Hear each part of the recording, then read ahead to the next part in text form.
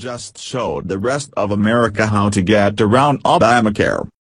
It's no secret that Obamacare has caused controversy since the day it was proposed, yet one state in particular is now finding a way to get around the Affordable Care Act, and others may soon follow suit. According to the Washington Examiner, Idaho has responded to congressional Republicans' failure to repeal and replace Obamacare by simply blowing off the law. The move began last year when Idaho Governor Butch Otter signed an executive order that created a path for non-Obamacare compliant insurance plans to be sold throughout the state.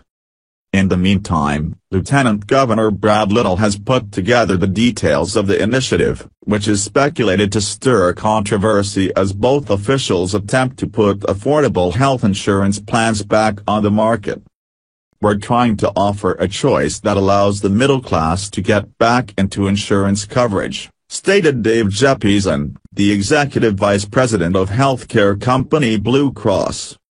To do this, Idaho officials had to give citizens a way of avoiding the increases in insurance premiums that have resulted from Obamacare, which have mainly hurt middle-income Americans who often have to pay out of pocket for their care without government subsidies.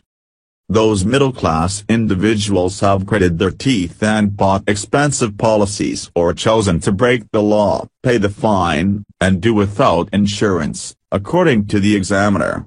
And the initiative announced in Idaho will allow individuals to select from plans that don't fulfill all of Obamacare's expensive criteria. However, though the plan has been in the works for some time, as it appears to flout federal law, some speculated that insurers will be hesitant to participate, until one did. Earlier this week, Blue Cross of Idaho announced that it would be participating, providing information about just one of the 5 plans it will be offering called Freedom Blue Standard. The Freedom Plan is similar to the Obamacare Exchange Bronze plans, which tout similar deductibles, coinsurance rates, and out-of-pocket maximums, though there are also stark differences between the two. One such difference is the idea of insurance pricing based on an individual's health, allowing even the healthiest buyers to afford the plan at as little as 40% of what Obamacare's Bronze plan costs, though it differs slightly with age. This means that the average buyer of the Freedom Plan can save anywhere from 22 to 66% of the price they would have paid for the Bronze plan under Obamacare.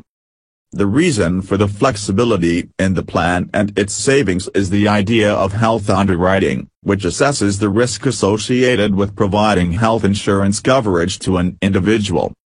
When Obamacare was initiated, the trade-off for higher prices was supposed to acknowledge that the sickest patients could receive the same level of care at the same price as anybody else. In doing so, however, the plan also took away choice for many, especially for those with pre-existing conditions, to see certain specialists from whom they needed to receive care. Yet, the Freedom Plan indicates that this benefit for the higher risk is modest at best, as the sickest patients would only be charged 25 to 35% more than the rate that those currently enrolled in Obamacare must pay. Though Idaho's experiment is bold and has been met with praise by some, others are concerned about the potential sidestepping of federal law, and worry about the trail of consequences it could leave in its wake.